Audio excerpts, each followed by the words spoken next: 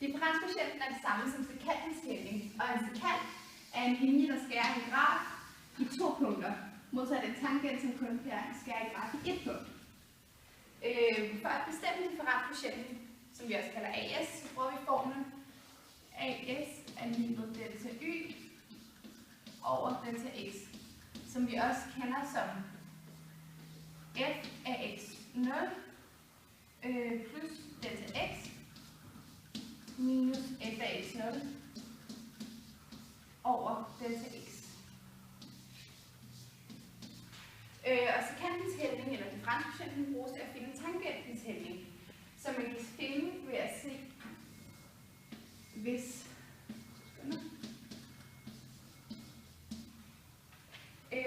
differentialkoefficienten har en grænseværdi for delta x gående mod 0, vil man kunne finde tangentens hældning, fordi hvis x er gående mod 0, vil delta y også være gående mod 0, og dermed vil de 2 punkter komme tættere på hinanden, og man vil på den måde kunne finde tangentens hældning i det her punkt. Differentialkoefficienten er betegnelse for grænseværdien af differentialkoefficienten og betegner altså hældningen, som vi også kender som f mærke x.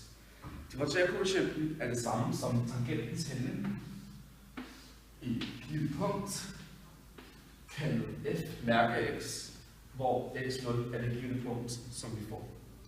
Der findes dog også andre måder at beregne f mærke af x på. Blandt andet kender vi, at f og x lige med x anden er det samme som f mærke x lige med n x opløftet i n minus 1.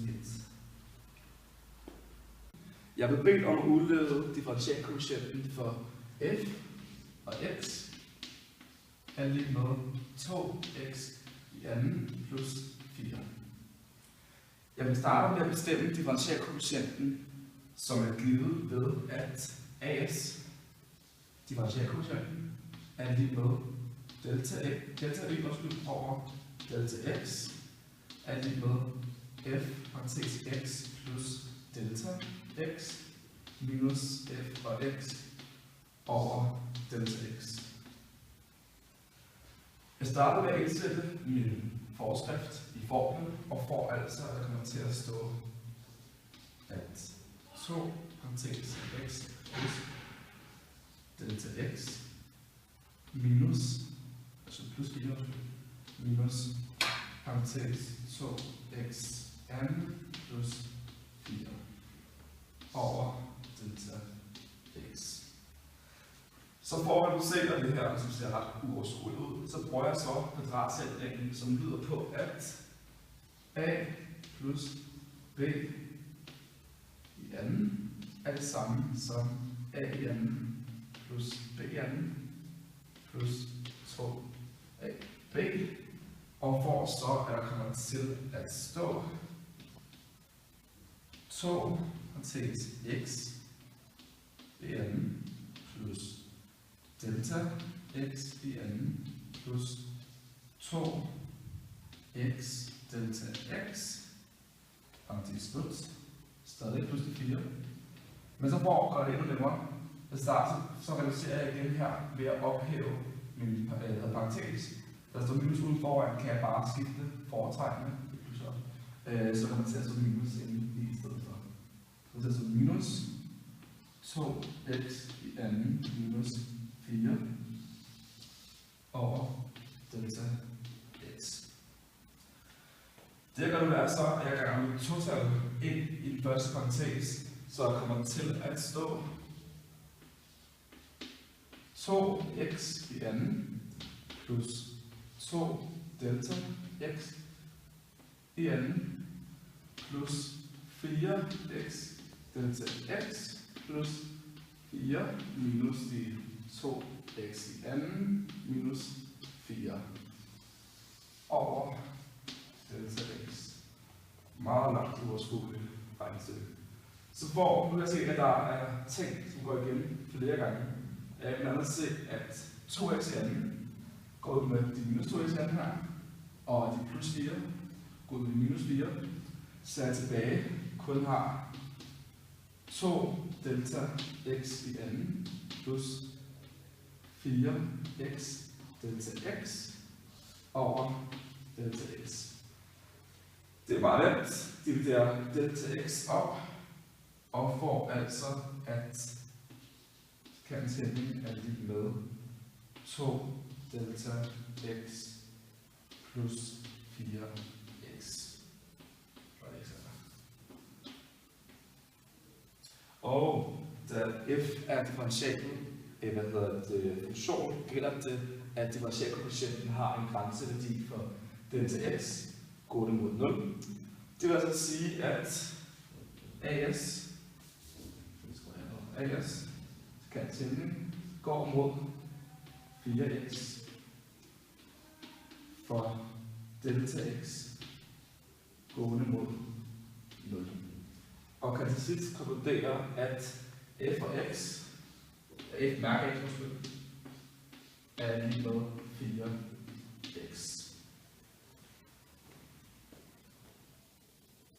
Eksempelvis egenreglen for differentiationen af k gange f af x. Det her udtryk omdøber jeg så til f af x er lige med k gange g af x. Og så beviser jeg den med hjælp af tretrinsreglen. Jeg beviser, at hvis g er en differentialfunktion og k er en konstant, gælder det, at f af x er lige med k gange g af x er lige med f mærke x bliver til, f mærke x er lige med k gange g mærke x. Ja. Og så vil jeg starte med at finde differentialkoefficienten, så kan jeg tælle ved hjælp af formlen delta y over delta x, som vi også kender som f af x plus delta x minus f af x over delta x. Her indsætter jeg som en formel her, så der kommer til at stå k gange g af x plus delta x minus k gange g af x over delta x.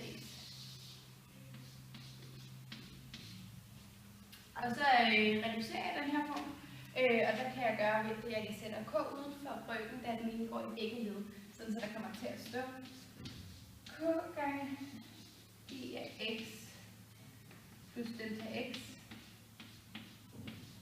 minus g af x over delta x.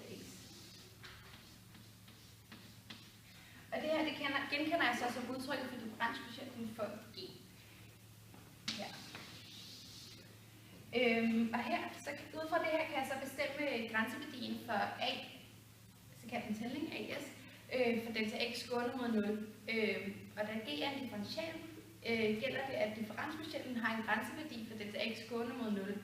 Og denne grænseværdi kaldes g af x. Og eftersom konstanten k kan holdes udenfor, gælder det altså, at as er gående mod k gange g mærke af x for delta x gående mod 0. Det vil altså sige, at f mærke af x er lige med k gange g mærke af x.